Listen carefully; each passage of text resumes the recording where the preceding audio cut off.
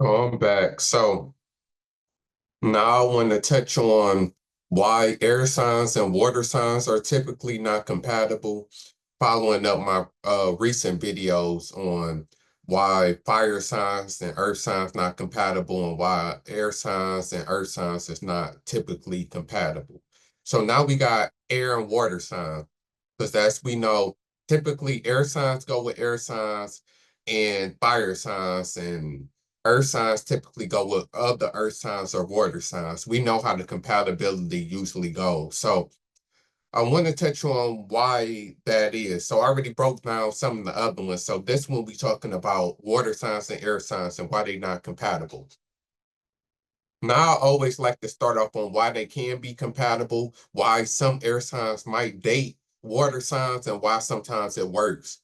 And that's because everybody has their own chart. If you've been watching my channel, you know that everybody has their own birth chart. So your moon sign, your rising sign, and your Venus sign, especially when you're talking about compatibility and being compatible with somebody, is what matters just as much, if not more, than your sun sign. So your sun sign is what everybody look at, and that's kind of the way that you think. So that's why usually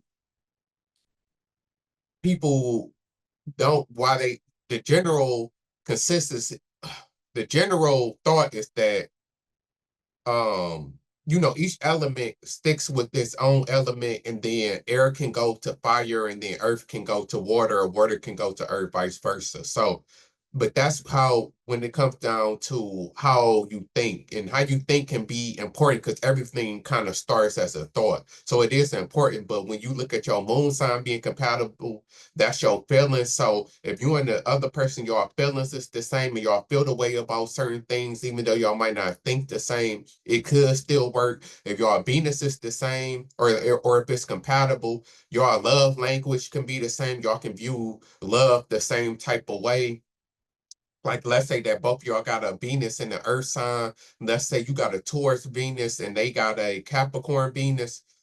Y'all, it can work that way because y'all both love language will be that, in the earth way, of a practical type of way. So it can work in that area also. So typically when you see two signs who not compatible, but it still works, it's usually because of that reason. Usually if you look at your moon sign or your Venus sign, it usually lines up.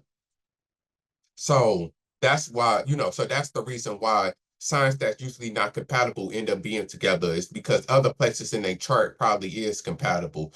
Also, um, when it comes now to air and water signs, is that a lot of times you see relationships, like you will see Aquarius with the Scorpio. My first three exes, I'm a Aquarius, and my first three exes was Scorpios. There is a lot of Scorpio and Aquarius relationships. There's some trying to think, Libra and Pisces, that's another one. My mom, Libra, she was married to a Pisces, with the Pisces for like 17 years. What else? What's the other one? Cancer and Gemini. Yeah, Cancer and Gemini. That might be the most tricky of them all. Geminis is kind of hard to get along with any sign because of how they is, but that can also work sometimes too. A Gemini and a Cancer, or a Gemini and a Pisces. Well, usually it'd be the Gemini and a Pisces. I have seen a lot of Gemini and Pisces relationships, which I have talked about before. So getting into well, Aquarius and Scorpio typically gets along together because they both two smart signs. If you look it up, they are considered the two smartest signs of the zodiac. They both can be like out there and kind of like, weird and different. The Aquarius can understand the Scorpio dark and mysteriousness, and the Scorpio can understand and like how Aquarius is kind of weird, and different and unique. So they can have a great friendship.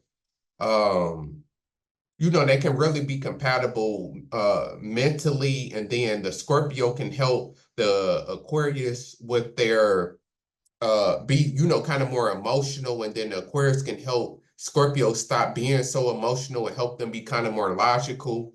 And then with the Gemini and the Pisces, that Gemini, um Gemini and Pisces typically go together because I said this before in another video. So, but Geminis like to flirt a lot. So Geminis can be the ones who like, and Pisces like romance. That's basically what I'm getting at, is that we know that Pisces are the hopeless romantic. Pisces love romance, and Geminis like to talk and like to flirt. So that's how they can be connected and they can work, because the Gemini can speak to the Pisces, love to flirt and um love to flirt and love, but that romantic side, like Geminis can provide the Pisces and say all of the stuff that the Pisces wants to hear, talk a good game. And that can end up working for them. And then for Libra and Pisces, it can work because they both romantics. Libra is romantic and Pisces is romantic. So it can end up working in that area, both of them being romantic and going out to dinner, and one of them, whoever the man is, buying the other one the flowers, and like on that type of level, they can really get along. And then Libras crave partnership. So, and Pisces need to be together with somebody also. So that's how they can connect. But the reason why air signs and water signs typically don't match and typically don't connect is because it's simple. It's simple logic versus emotions. It's really that simple when you look at it. It's that air signs is going to be too logical and not emotional enough for the water signs, and water signs is not going to be logical enough for the air signs. It's really that simple. So air signs process everything through their mind. Water signs process everything through their emotions. So you could just see why it don't work, because they cannot understand each other, because air signs can feel like the water signs is too emotional for them. It's too much emotion, especially for like a Aquarius who don't do good with emotions. That's why I say that Aquarius worst matches probably is water signs. So it can end up not working, to where the air signs feel like the water signs is putting too much emotions on them. And that's what happened with me with my relationships with Scorpios,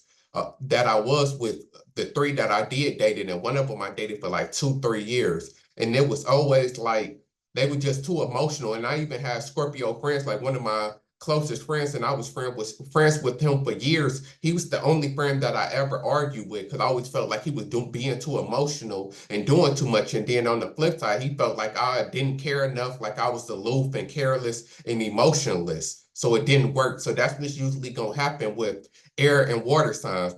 Water signs is going to feel like air signs is not, it's emotionless and don't have enough emotions, and air signs gonna feel like water signs is too emotional. It's too much emotional baggage or weight for air signs to deal with, and then they gonna process things. So when an argument or a situation happens, the air sign is going to attack it logically, and the water sign is going to attack it emotionally. And we know that don't never connect, because the air sign is not going to understand what the water sign is saying, because it's not going to make sense logically. And then the water sign not going to understand what the air sign is saying, because they trying to process everything emotionally. It's really that simple. Logic versus emotion. So that can be a problem a lot of the times. And then water signs can feel like air signs are not sensitive and compassionate and caring enough, because air signs, especially like Gemini and Aquarius, they're not attentive. Like, they're not the super nurturing and attentive and want to lay up and cuddle and do all of that type of stuff like water signs like. So that can end up being a problem. And then air signs can feel like water signs are not like mentally stimulating enough, especially like a Pisces, because they can feel like Pisces is not just like, like not on their level, like mentally, or like able to talk about the things that they talk about. Then, because I dated a Pisces also. I never dated a Cancer though. So, but with the Pisces, it was like, I felt like the Pisces was like too stuck in their head and like too daydreamy, and too like, illogical, because we know that Pisces is known for daydreaming and kind of like, feeling the world and going through the emotions and all of that. And then that don't work for me as an Aquarius. Like, I don't deal with all the daydreaming and all of the living in la la land a lot of Pisces like to live in. So that kind of didn't work for me. And then I know that she felt like the Pisces felt like I wasn't, I didn't have enough emotions. I was careless. I was, like that type of person. So that usually be the problem with air and water signs is that they just process the world differently. And it's the classic heart versus head. Like, that's literally what it is, the classic heart versus head, emotions versus logic. So that's why it typically don't work. For it to work, usually the air sign have to have some water in their chart so they can kind of be more emotional than a typical air sign, or the water sign has to have some air in their chart to where they're more logical and not as emotional as a typical water sign. So, like that's how I look at it. So yeah, this is probably the shortest, but it's really that simple. It's emotions versus logic. That simple.